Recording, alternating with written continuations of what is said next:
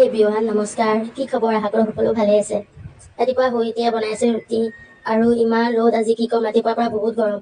আৰু এইফালে বাহঁত আহিছে, বাহঁতৰ কাৰণে এতিয়া মই বনাই আছো ৰুটি আকৌ।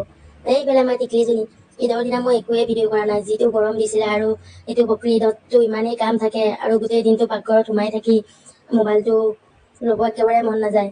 আৰু বহুত গৰম, পাকঘৰত সোমাই থকাটো ইমান সহজ কথা নহয়। আৰু এইফালে আমি এতিয়া ওলাই দিছোঁ যাবৰ কাৰণে। আজি অলপ কাম আছে নগাঁৱত। বা মই, মোৰ মানুহজন আৰু ভিনদেউ যাম একেলগে, আমি গোটেইকেইটা। এইফালে আগত দাদা, মোৰ মানুহজন। আৰু ইমান গৰম, আহিয়ে কিনি লৈছোঁ জুচ, ভাবিছোঁ খাই লওঁ ঠাণ্ডা ঠাণ্ডা। এইফালে আমাৰ ছোৱালীজনীৰ কাৰণে একোৱে খাব নোৱাৰোঁ, যিটো দেখে সেইটোৱে লাগে।